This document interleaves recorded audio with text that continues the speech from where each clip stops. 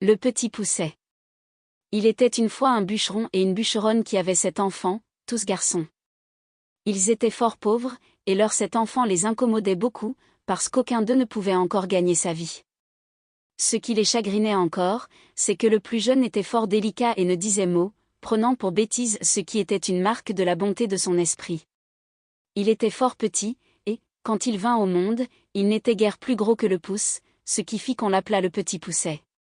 Ce pauvre enfant était le souffre-douleur de la maison, et on lui donnait toujours le tort.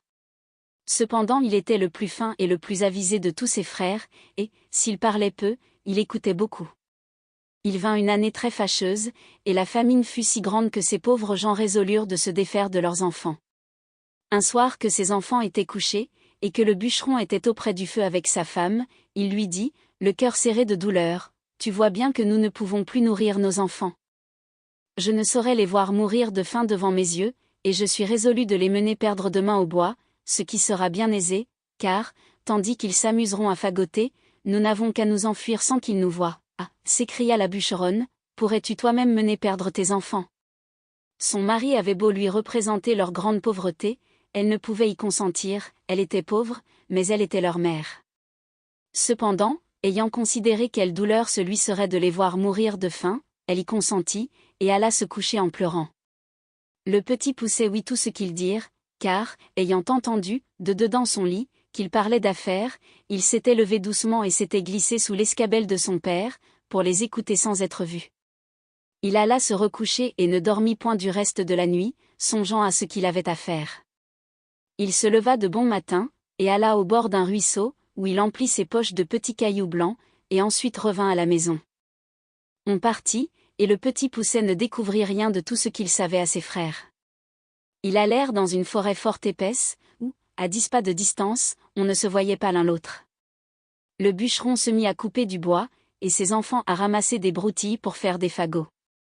Le père et la mère, les voyant occupés à travailler, s'éloignèrent d'eux insensiblement, et puis s'enfuirent tout à coup par un petit sentier détourné. Lorsque ses enfants se virent seuls, ils se mirent à crier et à pleurer de toute leur force. Le petit Pousset les laissait crier, sachant bien par où il reviendrait à la maison, car en marchant il avait laissé tomber le long du chemin les petits cailloux blancs qu'il avait dans ses poches. Il leur dit donc, « Ne craignez point, mes frères, mon père et ma mère nous ont laissés ici, mais je vous ramènerai bien au logis, suivez-moi seulement. » Ils le suivirent, et il les mena jusqu'à leur maison, par le même chemin qu'ils étaient venus dans la forêt. Ils n'osèrent d'abord entrer, mais ils se mirent tous contre la porte, pour écouter ce que disaient leur père et leur mère.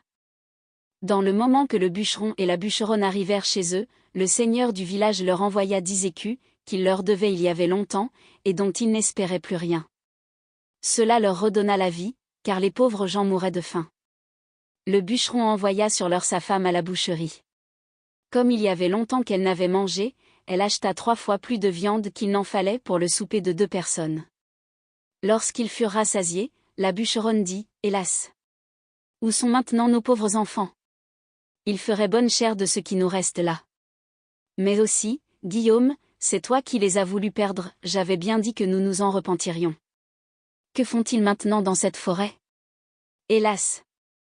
Mon Dieu, les loups les ont peut-être déjà mangés. Tu es bien inhumain d'avoir perdu ainsi tes enfants. » Le bûcheron s'impatienta à la fin, car elle redit plus de 20 fois qu'il s'en repentirait, et qu'elle l'avait bien dit. Il la menaça de la battre, si elle ne se taisait. Ce n'est pas que le bûcheron ne fût peut-être encore plus fâché que sa femme, mais c'est qu'elle lui rompait la tête, et qu'il était de l'humeur de beaucoup d'autres gens, qui aiment fort que les femmes disent bien, mais qui trouvent très importunes celles qui ont toujours bien dit. La bûcheronne était tout en pleurs, hélas! Où sont maintenant mes enfants, mes pauvres enfants? Elle le dit une fois si haut, que les enfants, qui étaient à la porte, l'ayant entendu, se mirent à crier tous ensemble, « Nous voilà! Nous voilà !» Elle courut vite leur ouvrir la porte, et leur dit en les embrassant, « Que je suis aise de vous revoir, mes chers enfants. Vous êtes bien lasses, et vous avez bien faim, et toi? Pierrot, comme te voilà crotté, viens que je te débarbouille. » Ce Pierrot était son fils aîné, qu'elle aimait plus que tous les autres, parce qu'il était un peu rousseau, et qu'elle était un peu rousse. Ils se mirent à table, et mangèrent d'un appétit qui faisait plaisir au père et à la mère, à qui ils racontaient la peur qu'ils avaient eue dans la forêt, en parlant presque toujours tous ensemble. Ces bonnes gens étaient ravis de revoir leurs enfants avec eux, et cette joie dura tant que les 10 écus durèrent. Mais, lorsque l'argent fut dépensé, ils retombèrent dans leur premier chagrin, et résolurent de les perdre encore, et, pour ne pas manquer leur coup, de les mener bien plus loin que la première fois. Ils ne purent parler de cela si secrètement qu'ils ne fussent entendus par le petit Poucet, qui fit son compte de sortir d'affaires comme il avait déjà fait, mais, quoiqu'il se fût levé de grand matin pour aller ramasser de petits cailloux, il ne put en venir à bout, car il trouva la porte de la maison fermée à double tour. Il ne savait que faire, lorsque, la bûcheronne leur ayant donné à chacun un morceau de pain pour leur déjeuner, il songea qu'il pourrait se servir de son pain au lieu de cailloux, en le jetant par miettes le long des chemins où il passerait. Il le serra donc dans sa poche. Le père et la mère les menèrent dans l'endroit de la forêt le plus épais et le plus obscur. Et, dès qu'ils y furent, ils gagnèrent un faux fuyant, et les laissèrent là. Le petit Poucet ne s'en chagrina pas beaucoup, parce qu'il croyait retrouver aisément son chemin, par le moyen de son pain qu'il avait semé partout où il avait passé, mais il fut bien surpris lorsqu'il ne put en retrouver une seule miette. Les oiseaux étaient venus qui avaient tout mangé. Les voilà donc bien affligés, car, plus ils marchaient, plus ils s'égaraient, et s'enfonçaient dans la forêt. La nuit vint, et il s'éleva un grand vent qui leur faisait des peurs épouvantables. Ils croyaient n'entendre de tous côtés que les hurlements de loups qui venaient à eux pour les manger. Ils n'osaient presque se parler, ni tourner la tête. Il survint une grosse pluie, qui les perça jusqu'aux os, ils glissaient à chaque pas, et tombaient dans la boue, d'où ils se relevaient tout crottés, ne sachant que faire de leurs mains. Le petit Poucet grimpa au haut d'un arbre, pour voir s'il ne découvrirait rien. Ayant tourné la tête de tous côtés, il vit une petite lueur comme d'une chandelle, mais qui était bien loin, par-delà la forêt. Il descendit de l'arbre, et, lorsqu'il fut à terre, il ne vit plus rien, cela le désola. Cependant, ayant marché quelque temps, avec ses frères, du côté qu'il avait vu la lumière, il la revit en sortant du bois. Ils arrivèrent enfin à la maison où était cette chandelle, non sans bien des frayeurs, car souvent ils la perdaient de vue, ce qui leur arrivait toutes les fois qu'ils descendaient dans quelque fond. Ils heurtèrent à la porte, et une bonne femme vint leur ouvrir. Elle leur demanda ce qu'ils voulaient. Le petit Poucet lui dit qu'ils étaient de pauvres enfants qui s'étaient perdus dans la forêt, et qui demandaient à coucher par charité. Cette femme, les voyant tous si jolis, se mit à pleurer, et leur dit, « Hélas! Mes pauvres enfants, où êtes-vous venus? Savez-vous bien que c'est ici la maison d'un ogre qui mange les petits enfants, hélas! » Madame, lui répondit le petit Poucet, qui tremblait de toute sa force, aussi bien que ses frères, que ferons-nous? Il est bien sûr que les loups de la forêt ne manqueront pas de nous manger cette nuit si vous ne voulez pas nous retirer chez vous, et, cela étant, nous aimons mieux que ce soit monsieur qui nous mange, peut-être qu'il aura pitié de nous si vous voulez bien l'en prier.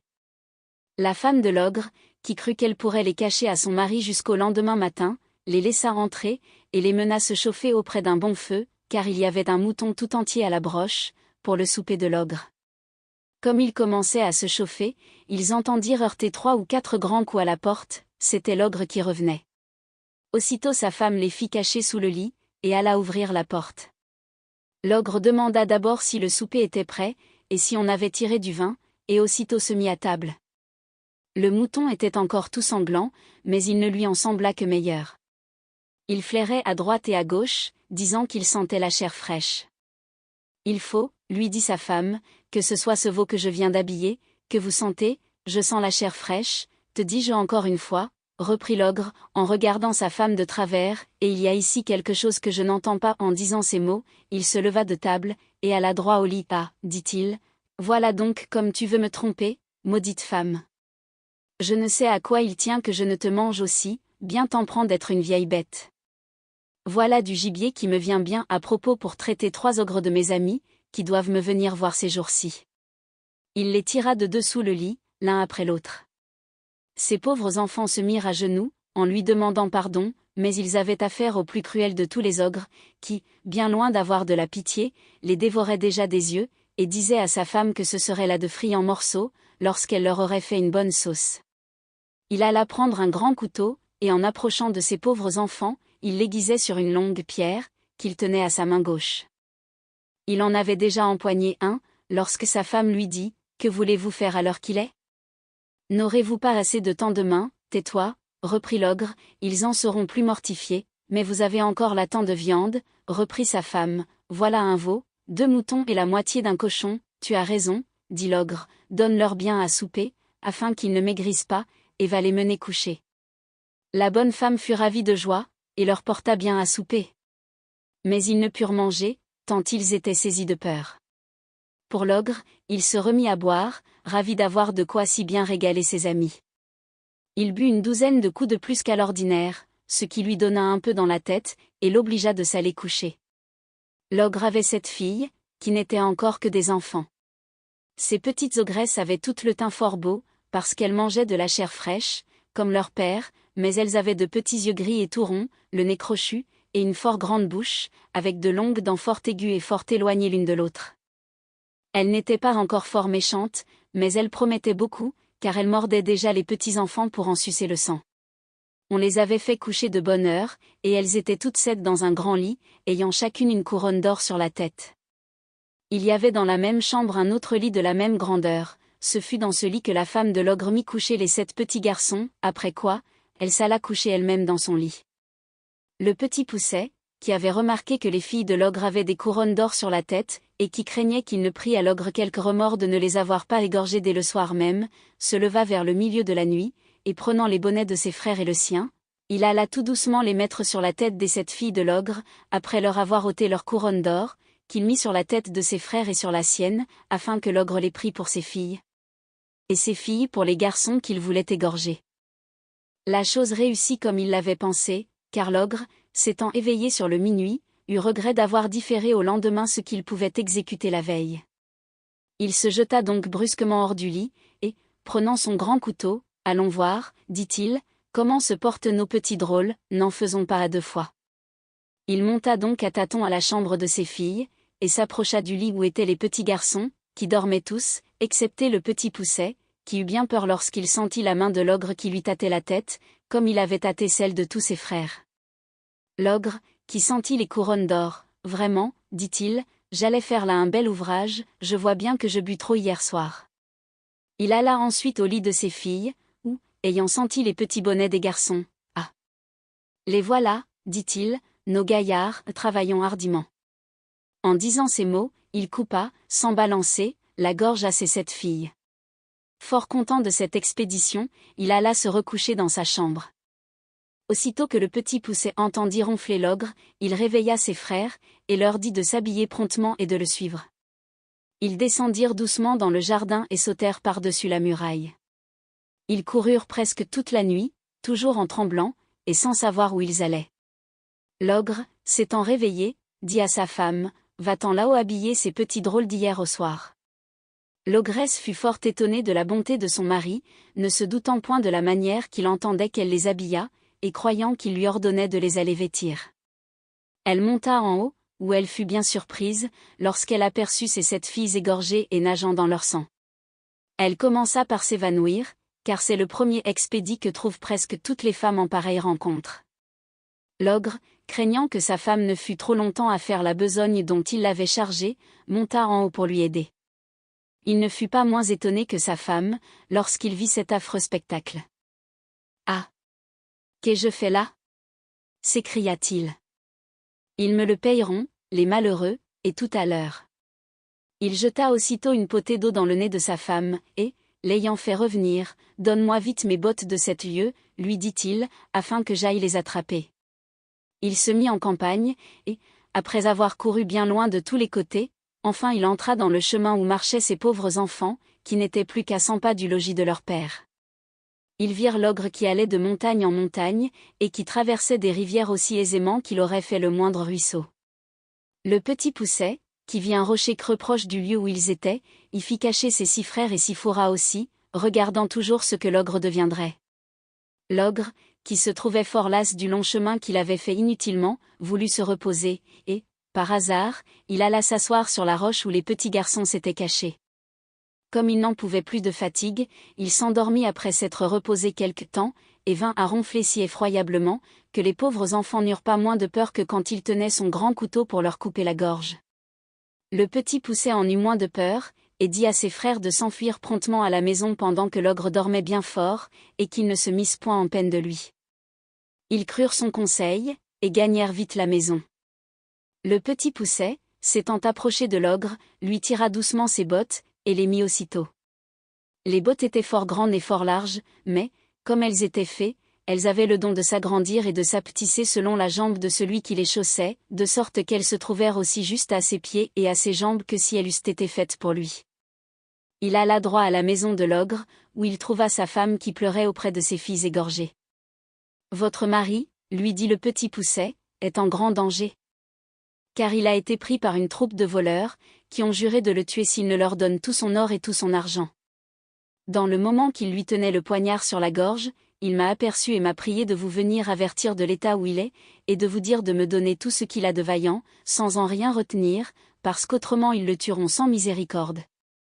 Comme la chose presse beaucoup, il a voulu que je prisse ces bottes de cet lieu que voilà, pour faire diligence, et aussi afin que vous ne croyiez pas que je suis un affronteur. » La bonne femme, fort effrayée, lui donna aussitôt tout ce qu'elle avait, car cet ogre ne laissait pas d'être fort bon mari, quoiqu'il mangeât les petits-enfants.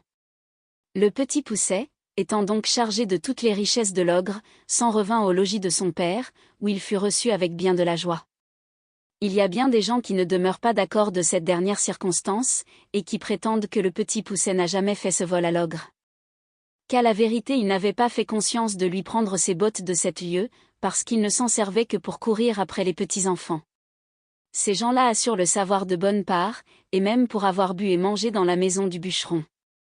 Ils assurent que lorsque le petit Poucet eut chaussé les bottes de l'ogre, il s'en alla à la cour, où il savait qu'on était fort en peine d'une armée qui était à 200 lieues de là, et du succès d'une bataille qu'on avait donnée.